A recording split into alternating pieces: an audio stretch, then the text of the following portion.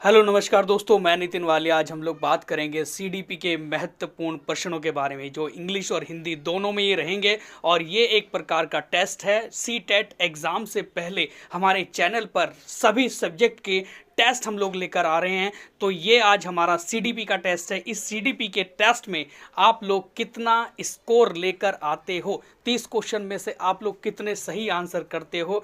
Okay, पहला प्रश्न है हमारा कि कौहल वर्ग के अनुसार सही और गलत के प्रश्न के बारे में निर्णय लेने में शामिल चिंतन प्रक्रिया को क्या कहा जाता है। जो एक सही और गलत का निर्णय लिया जाता है, जब हम लोग चिंतन करते हैं तो उस प्रक्रिया को क्या कहा जाता है। क्या ऑप्शन नंबर फर्स्ट है नैतिक यथार्थवाद, क्या ऑप्शन नंबर सेकंड है सहयोग की नैतिकता, क्या ऑप्शन नंबर थर्ड है नैतिक तर्कता, या ऑप्शन नंबर फोर्थ है नैतिक दुविधा। तो इसका सही आंसर होगा option number third is the right है, क्योंकि कौहल वर्ग ने नैतिक तर्क वितर्क को चिंतन प्रक्रिया के रूप में परिभाषित किया है, जिसमें सही व गलत से संबंधित निर्णय को शामिल किया जाता है। तो नंबर नेक्स्ट हम लोग बात करें प्रश्न की, तो वो है हमारा कि पियाजे के अनुसार संज्ञानात्मक विकास, जो हमारा कॉग्निटिव डेवलपमेंट होता है, संज्ञानात्मक विकास के चरण पर बच्चा वस्तु स्थायित्व को प्रदर्शित करता है। तो बच्चा वस्तु स्थायित्व को प्रदर्शित क्यों करता है। क्या ऑप्शन नंबर फर्स्ट है संवेदी प्रेरक चरण के रूप में, क्या ऑप्शन नंबर सेकंड है पूर्व संक्रियात्मक चरण में, या ऑप्शन नंबर थर्ड है मूर्त संक्रियात्मक चरण में, उसके अलावा ऑप्शन नंबर फोर्थ है औपचारिक संक्रियात्मक चरण में। तो इसका सही आंसर क्या होगा हमारा, बहुत ही इंपॉर्टेंट क्वेश्चन है। और ये हम लोग इसका आंसर अगर देखें तो वो हो जाएगा संवेदी प्रेरक चरण। संवेदी प्रेरक चरण जो है हमारा, सेंसरी मोटर स्टेज जो है हमारा, वो इसका सही आंसर हो जाएगा। क्यों? क्योंकि एक बच्चे के जन्म से 2 वर्ष तक की अवस्था संवेदी प्रेरक अवस्था होती है, और इसी दौरान बच्चे के व्यवहार में किसी भी प्रकार की संगठित विचार क्रिया नहीं होती है। ये एक स्थायित्व प्रदर्शित करता है। तो इसका इसीलिए सही आंसर हो जाएगा option number first is the right है। नंबर नेक्स्ट हम लोग बात करें प्रश्न की, तो वो है कि बहुविधि बुद्धि, मतलब अलग अलग, जैसे हम लोग कहते हैं कि बहुविधि बुद्धि सिद्धांत के अनुसार सभी प्रकार के पशुओं, खनिजों और पेड़ पौधों की पहचान वर्गीकृत करने की योग्यता क्या कहलाती है। कि जब बच्चा क्या करता है कि पेड़ पौधों को अलग कैटेगरी में रख दिया, और इसके अलावा जीव जंतुओं को अलग कैटेगरी में रख दिया, और उन जीव जंतुओं के अंदर भी अंतर स्थापित कर रहा है बच्चा, तो वो हमारा बहुबुद्धि सिद्धांत के अनुसार जो सभी के प्रकार के पशु और खनिज और पेड़ पौधों को पहचान और वर्गीकृत करने की योग्यता होती है, उसे हम लोग क्या कहते हैं। तो इसका सही आंसर क्या होगा, तो इसका सही आंसर होगा ऑप्शन नंबर हमारा सेकंड इज द राइट है। क्यों? क्योंकि प्राकृतिक बुद्धि है। अभी ये प्राकृतिक बुद्धि है जिसकी वजह से बच्चा डिफरेंट चीज़ों को अलग कैटेगरी में रख रहा है। तो बच्चे प्राकृतिक बुद्धि के कारण ही पौधों और खनिजों व जंतुओं की पहचान कर उनको अलग अलग कैटेगराइज करते हैं। तो इसलिए इसका ये सही आंसर हो जाएगा ऑप्शन नंबर नेक्स्ट हम लोग बात करें प्रश्न की, तो वो है कि अधिकांश व्यक्तियों की बुद्धि औसत होती है। अधिकांश व्यक्तियों की बुद्धि औसत होती है, बहुत कम लोगों की प्रतिभा संपन्न होती है, मतलब संपन्न बहुत ज़्यादा इंटेलिजेंट जिसे कह सकते हैं, और बहुत कम व्यक्ति जो होते हैं वो मंद बुद्धि के होते हैं। यह कथन के प्रतिस्थापित सिद्धांत पर आधारित है, मतलब यह कथन किसके सिद्धांत पर प्रतिस्थापित है। तो इसका सही आंसर हमें ढूंढना है। तो इसका सही आंसर क्या होगा, क्योंकि आपका पेपर नज़दीक, और ध्यान रखेंगे बिल्कुल टेस्ट चल रहा है आपका, एक तरीके से आप लोग सारे क्वेश्चनों के आंसर हमें देंगे। तो यहाँ पर फोर्थ जो क्वेश्चन है हमारा, इसका सही आंसर जो हो जाएगा हमारा बुद्धि का वितरण, इसका सही आंसर है option number second is the right है। Option number second is the right क्यों है? क्योंकि बुद्धि के वितरण का मतलब होता है डिस्ट्रीब्यूशन ऑफ इंटेलिजेंट, क्योंकि सबका बुद्धि का जो दिमाग होता है वो अलग अलग होता है, ये तो आप लोग सभी जानते हैं।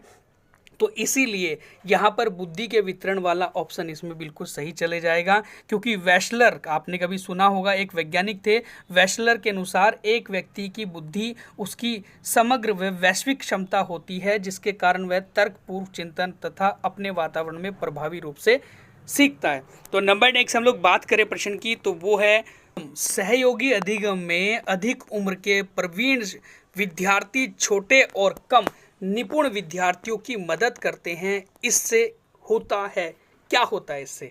देखो, अभी आपने देखा होगा कि सहयोग अधिगम होता है, उसमें सहयोग अधिगम के अंदर क्या हो जाते हैं कि जो बच्चे बड़े होते हैं और बुद्धिमान होते हैं, सीनियर होते हैं, वो छोटे निपुण विद्यार्थियों की मदद करते हैं। तो इसमें क्या होता है, तो इसका सही आंसर अभी हमें छांटना है। तो क्या इसका पहला आंसर सही हो जाएगा?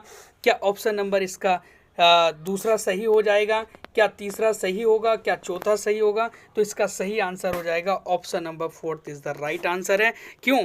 क्योंकि ऑप्शन नंबर फोर्थ में उच्च उपलब्धि और आत्मसम्मान विकसित होता है। अगर कोई इस तरीके से सहयोगात्मक अधिगम के अंदर जो एक बड़ा सीनियर बच्चा होता है और छोटे निपुण बच्चे की सहायता और हेल्प करता है सीखने के अंदर, तो ये इसका सही आंसर हो जाएगा। Option number fourth is the right. Number next हम लोग बात करें प्रश्न की, तो बहुत ही अच्छा प्रश्न है हमारा कि चिंतन अनिवार्य होता है। चिंतन जो हो जाता है वो असेंशियल होता है। किस लिए असेंशियल होता है चिंतन? क्या इसमें सहायता होती है हमारी? चिंतन अनिवार्य क्यों होता है? तो क्या इसमें ऑप्शन नंबर हमारा फर्स्ट है? क्या ऑप्शन नंबर इसमें हमारा फर्स्ट है या सेकंड है या थर्ड है या फोर्थ है? तो इसका सही आंसर हो जाएगा हमारा option number first is the right है। क्यों? क्योंकि संज्ञानात्मक विकास का आशय एक बच्चे की चिंतन एवं अधिगम कुशलता के विकास से संबंधित होता है। ओके, नंबर नेक्स्ट हम लोग बात करेंगे प्रश्न की, तो वो है कि एक बाल केंद्रित कक्षा, एक बाल केंद्रित चाइल्ड सेंटर क्लासरूम बच्चे सामान्यतः सीखते हैं, उसमें बच्चे सामान्यतः सीखते हैं। क्या ऑप्शन नंबर फर्स्ट है व्यक्तिगत और सामूहिक दोनों रूप से? क्या ऑप्शन नंबर सेकंड है मुख्य रूप से शिक्षक से? या ऑप्शन नंबर थर्ड है कि व्यक्तिगत रूप से? या ऑप्शन नंबर फोर्थ है समूह में? तो इसका सही आंसर हो जाएगा option number first is the right है। क्यों? क्योंकि व्यक्तिगत और सामूहिक रूप से, मतलब व्यक्तिगत का मतलब होता है पर्सनल, अकेला, इंडिविजुअल, और सामूहिक हो गया हमारा ग्रुप में। तो व्यक्तिगत और सामूहिक दोनों रूप में बच्चा जो है वो सीखता है बाल केंद्रित कक्षा के अंदर।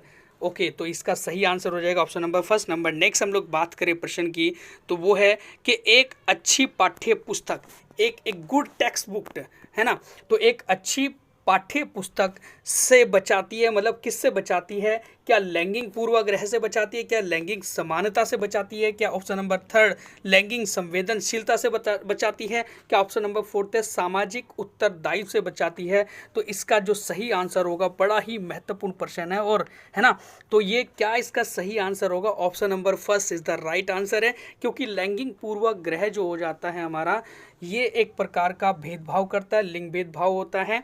तो अच्छी जो पाठ्य पुस्तक है वो हमें बचाती है लैंगिक पूर्वाग्रह से। ठीक है, तो इसका जो हमारा सही आंसर हो जाएगा ऑप्शन नंबर फर्स्ट है। नंबर नेक्स्ट हम लोग बात करें प्रश्न की, तो वो है कि एक विद्यार्थी अपने समकक्ष व्यक्तियों के समूह के प्रति आक्रामक व्यवहार करता है और विद्यालय के मानदंडों को नहीं मानता है। इस विद्यार्थी को किसमें सहायता की आवश्यकता है?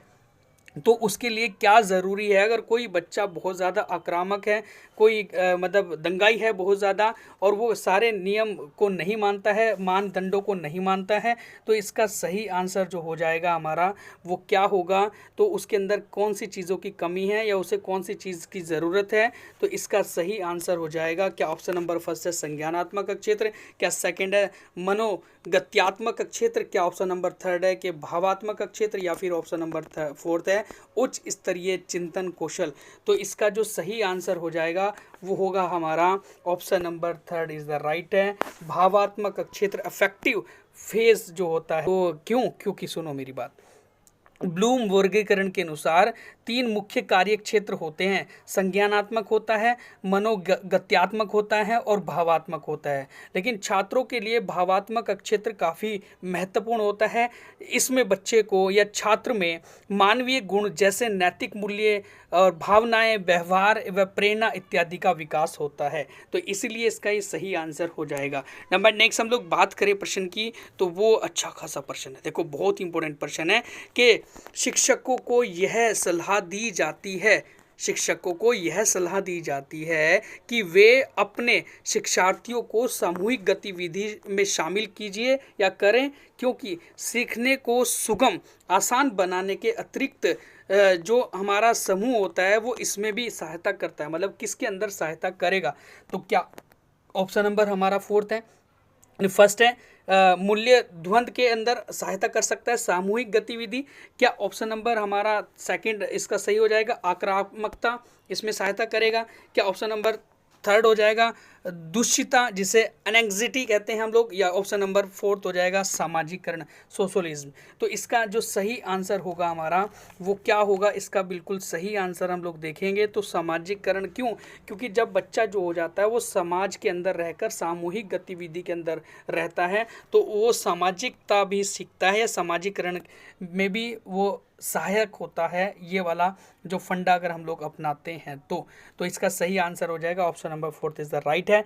नंबर नेक्स्ट हम लोग बात करें प्रश्न की, तो वो है निम्नलिखित में से कौन सा मुख्य रूप से अनुवांशिकता संबंधी कारक है।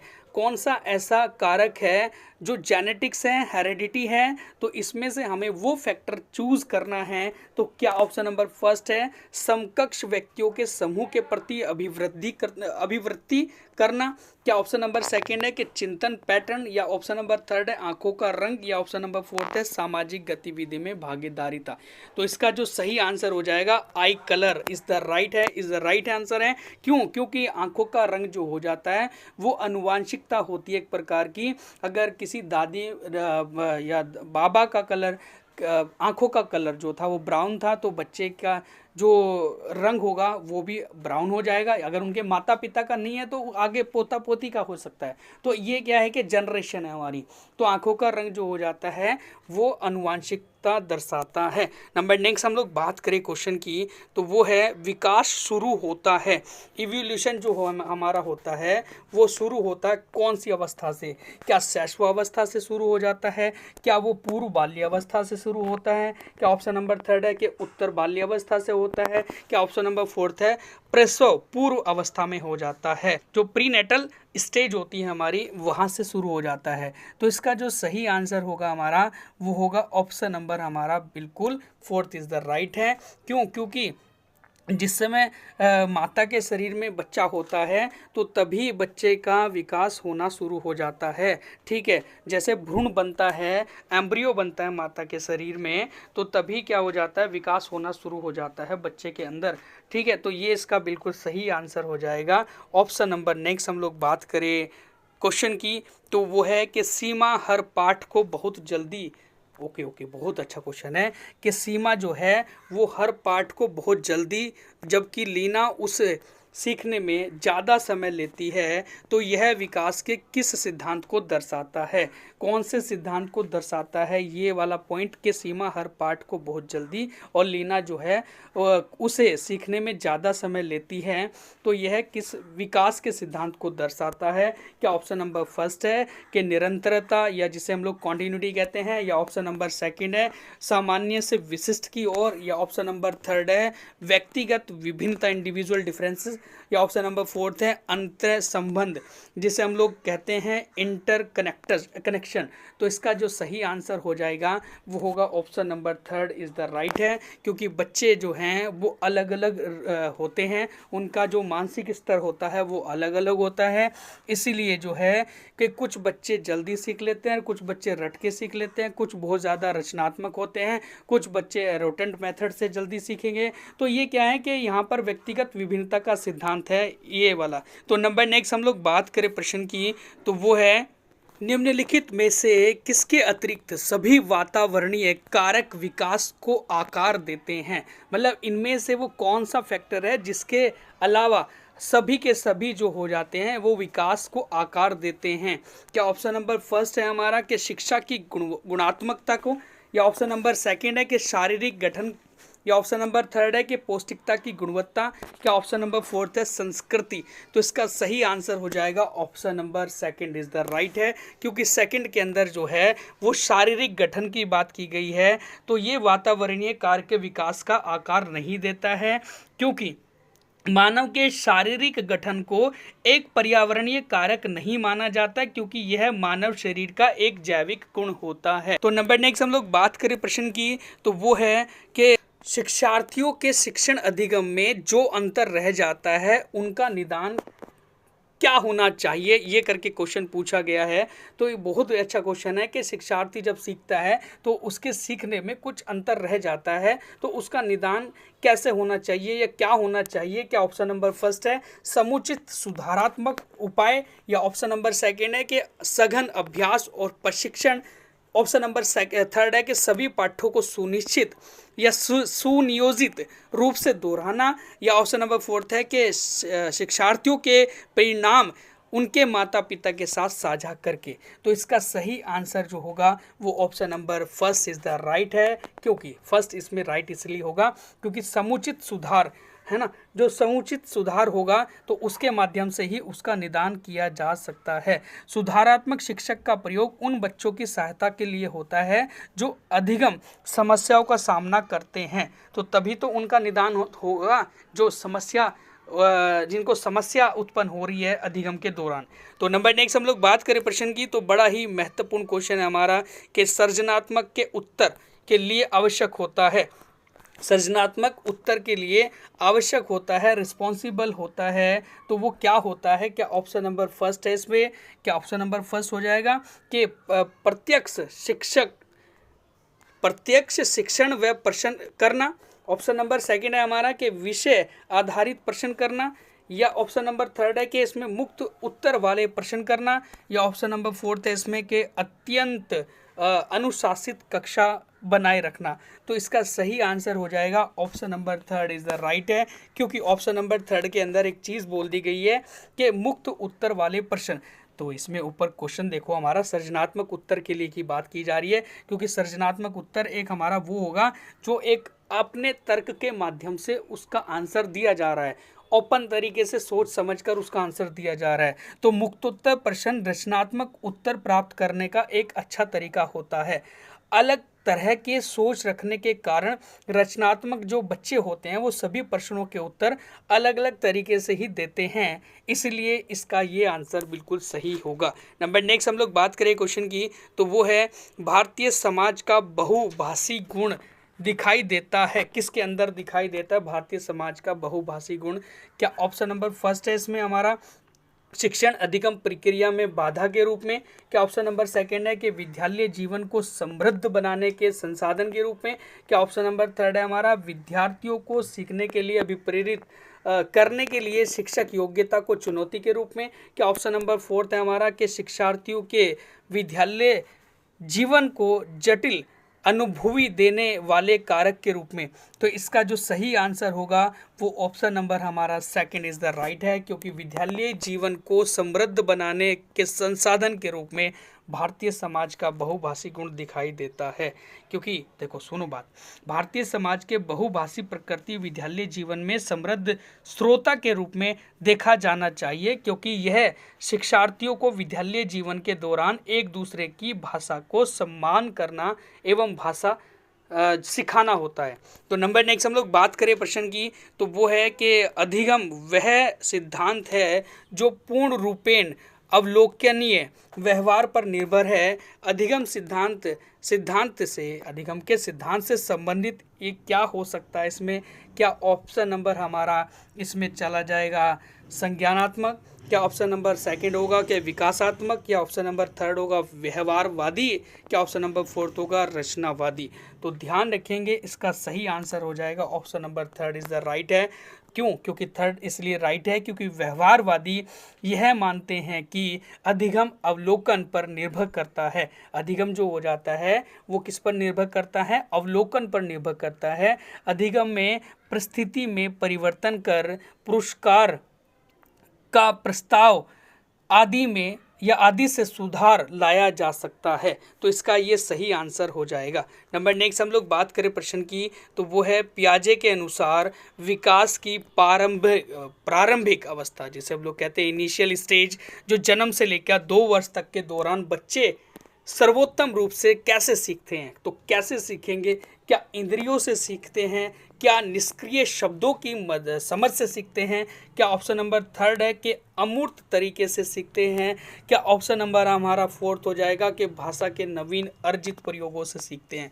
तो इसका सही आंसर हो जाएगा option number first is the right है। बेसिक सा क्वेश्चन था, बहुत बढ़िया प्रश्न है, कई बार हमारे पेपर में आया हुआ है कि पियाजे के अनुसार जो है वो बच्चे जो 0 से लेकर 2 वर्ष तक के बच्चे होते हैं तो अपनी इंद्रियों की समझ से सारी चीज़ों को सीखते हैं, ठीक है ना। तो ये इसका सही आंसर हो जाएगा। नंबर नेक्स्ट हम लोग बात करें प्रश्न की, तो वो है कि शिक्षार्थी जो पहले सीख चुके हैं और उनकी या उसकी पुनरावृत्ति, मतलब दोबारा से उसको रिपीट कर रहे हैं, है ना, जिसे फ्रिक्वेंसी कह रहे हैं हम लोग, बार बार रिपीट करना। तो पुनरावृत्ति और प्रत्यास्मरण करते हैं, प्रत्यास्मरण में उनकी सहायता करना महत्वपूर्ण हो जाता है, क्योंकि देखो ध्यान से इस क्वेश्चन को सुन लो दोबारा से कि शिक्षार्थी जो पहले सीख चुके हैं उसकी पुनरावृत्ति और प्रत्यास्मरण में उनकी सहायता करना महत्वपूर्ण है, क्योंकि क्यों सहायता की जा सकती है। तो हम लोग बात करें आपसे, इसका क्या आंसर सही हो जाएगा? क्या ऑप्शन नंबर फर्स्ट है कि किसी भी कक्षा अनुदेश के लिए यह सुविधाजनक शुरुआत होती है?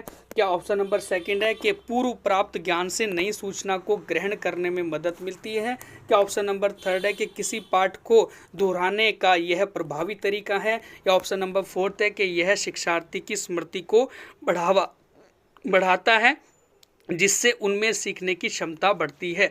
तो इसका सही आंसर होगा option number second is the right है। क्योंकि सेकंड में एक बहुत अच्छी बात बोली गई है कि यदि वर्तमान अधिगम पुरानी अधिगम से संबंधित है तो उसमें इससे जो हो जाता है शिक्षार्थियों को आसानी से विषय में समझ आ जाती है या विषय का एक अच्छा ज्ञान हो जाता है, विषय की अच्छी समझ हो जाती है। तो जो प्राप्त ज्ञान से नई सूचना को ग्रहण करने में मदद मिल जाती है। नंबर नेक्स्ट हम लोग बात करें प्रश्न की, तो वो है कि सबसे गहरा जिसे कह सकते हैं, सबसे गहन महत्वपूर्ण सामाजिकरण गठित होता है? क्या ऑप्शन नंबर फर्स्ट से होता है कि एक व्यक्ति के संपूर्ण जीवन में?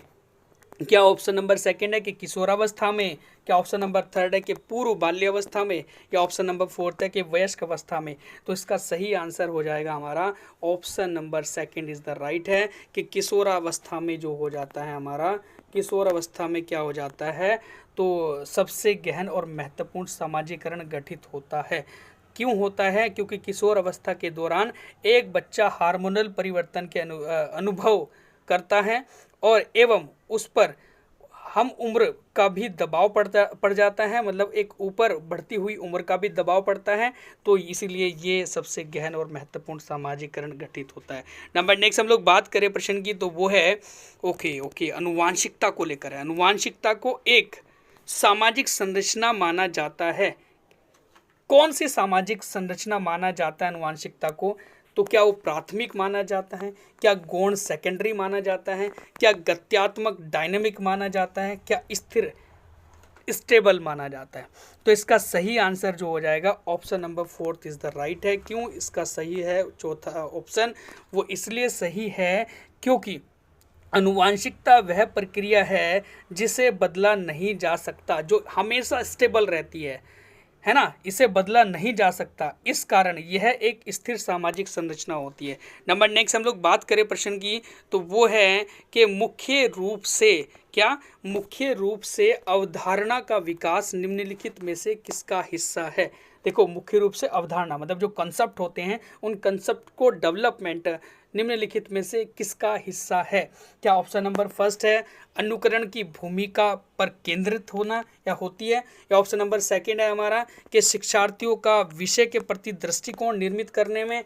या ऑप्शन नंबर थर्ड है हमारा कि सूचनाओं को याद करने एवं पुनः स्मरण द्वारा जांच करने पर बल देती है?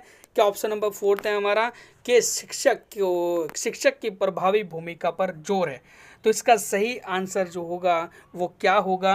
तो ऑप्शन नंबर इसका सेकंड बिल्कुल सही है, जो हमारा शिक्षार्थी का विषय के प्रति दृष्टिकोण निर्मित करने देता है।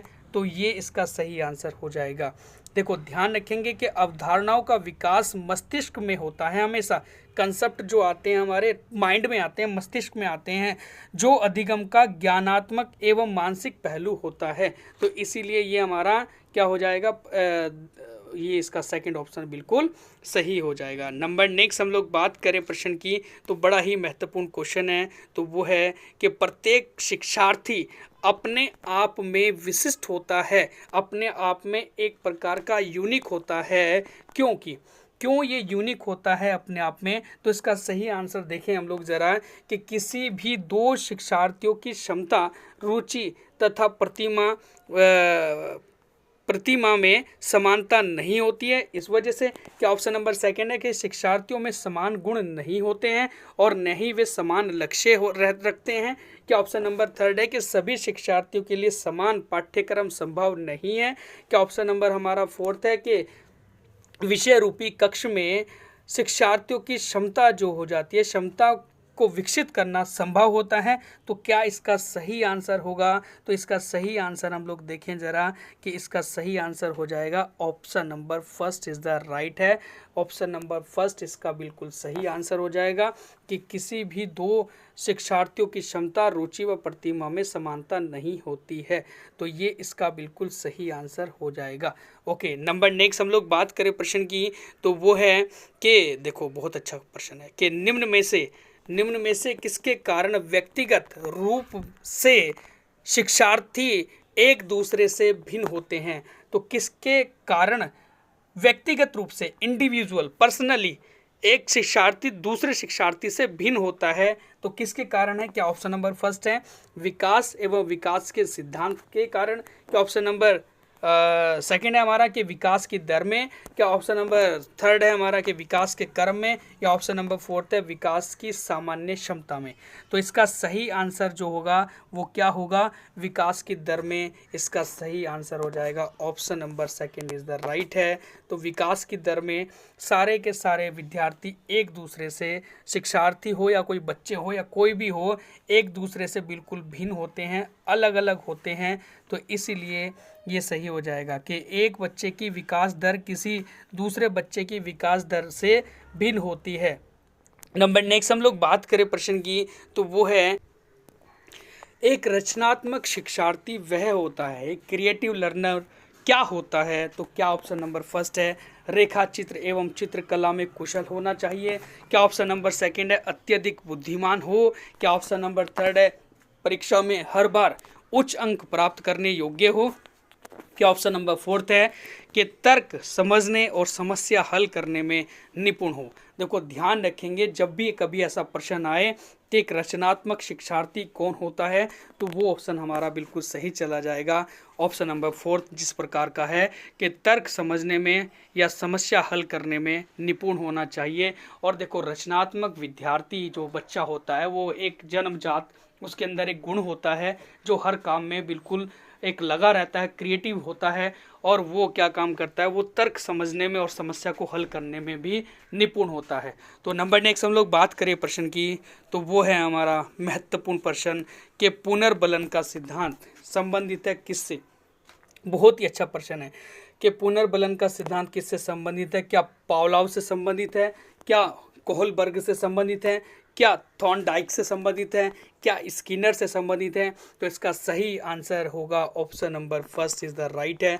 पावलोव से संबंधित है हमारा पुनर्बलन का सिद्धांत। अब ये होता क्या है कि पावलोव ने कुत्ते पर पुनर्बलन को सैद्धांतिक रूप से प्रतिपादित किया है, जिसमें अनुकूल एवं प्रतिकूल प्रेरणा के बीच संबंधों को दर्शाया गया है। और यह ऐसे विचार पर आधारित है जिसमें कार्य का परिणाम के व्यवहार से प्रभावित होता है, मतलब कार्य का परिणाम जो हो जाता है वो व्यवहार से प्रभावित होता है। तो पावलोव जो है ये इसका सही आंसर हो जाएगा पुनर्बलन का सिद्धांत, है ना। तो नंबर नेक्स्ट हम लोग बात करें, नंबर नेक्स्ट क्वेश्चन है हमारा बड़ा ही महत्वपूर्ण है कि संवेगात्मक रूप से, किसमें, संवेगात्मक रूप से इमोशनली अभिप्रेरित बच्चों की मुख्य भूमिका क्या हो जाती है। अभिप्रेरित बच्चों की मुख्य भूमिका क्या हो जाती है, ये करके प्रश्न पूछा गया है। तो ऑप्शन नंबर फर्स्ट है हमारा कि उनका अति प्रतिक्रियात्मक स्वभाव होता है। ऑप्शन नंबर सेकंड है उनका अंतर्मुखी स्वभाव होता है। ये ऑप्शन नंबर थर्ड है कि अपने विचार प्रकट करने का उनका संतुलित तरीका होता है। या ऑप्शन नंबर फोर्थ है कि उनका विषादग्रस्त व्यवहार होता है। तो इसका जो सही आंसर होगा वो होगा option number third is the right है, बिल्कुल, क्योंकि थर्ड ऑप्शन के अंदर ये वाली बात बोली गई है कि अपने विचार प्रकट करने में उनका संतुलन तरीका होता है, एक संतुलित तरीका होता है। तो यहाँ ध्यान रखेंगे, बड़ा ही अच्छा जो प्रश्न है हमारा ये वाला। तो नंबर नेक्स्ट हम लोग बात कर ले प्रश्न की, तो वो होगा हमारा बहुत ही महत्वपूर्ण क्वेश्चन है कि वो है कि विचार न केवल भाषा को निर्धारित करते हैं, विचार न केवल भाषा को निर्धारित करते हैं वो बल्कि उसे आगे भी बढ़ाते हैं। ये विचार किसके द्वारा दिया गया था? तो इसका सही आंसर हो जाएगा ऑप्शन नंबर हमारा फर्स्ट इज़ द राइट है, क्योंकि जीन पियाजे के द्वारा ये सिद्धांत दिया गया था। तो पियाजे के अनुसार विचार भाषा से ही उत्पन्न होता है। पियाजे के अनुसार जो है वो विचार भाषा से ही उत्पन्न होता है। विचारों का निर्माण मुख्यतः संवेदी पेशिया योजना के समन्वय पर निर्भर होता है, उससे रिलेटिव होता है। नंबर नेक्स्ट हम लोग बात करें प्रश्न की, तो बहुत ही अच्छा प्रश्न है कि सामाजिकरण का अर्थ क्या होता है? What is the meaning of sociologist? तो इसका देखो लॉजिस्ट नहीं है, यहाँ पर ये सामाजिकरण की बात हो रही है। ऑप्शन नंबर फर्स्ट है सामाजिक मानदंडों का कठोर रूप से पालन करना। ऑप्शन नंबर सेकंड है कि समाज में समायोजित होना। ऑप्शन नंबर थर्ड है कि सामाजिक मानदंडों के विद्रोह करना। या ऑप्शन नंबर फोर्थ है सामाजिक विविधता को समझना। तो इसका सही आंसर हो जाएगा option number second is the right है, क्योंकि सेकंड ऑप्शन में एक वाली बात बोली गई है कि समाज में समायोजित होना। समाज में जब हम लोग समायोजित हो जाएंगे तो यहाँ पर क्या होगा कि समाज के रीति रिवाज परंपराओं को भी अपनाएंगे, और जब परंपराओं को रीति रिवाज को अपनाते हैं और लोगों के आसपास रहते हैं, अपने समाज में रहते हैं, तो वही सामाजिकरण कहलाता है। तो समाज में समायोजित होना ही सामाजिकरण कहलाता है। तो ये थे आज के बड़े महत्वपूर्ण प्रश्न, और ये आपके लिए एक टेस्ट था। तो इसमें आपके कितने मार्क्स आए हैं तो आप इसका आंसर हमें कमेंट बॉक्स में देंगे। तो ये थी एक स्पेशल क्लास CDP से संबंधित, and thank you so much.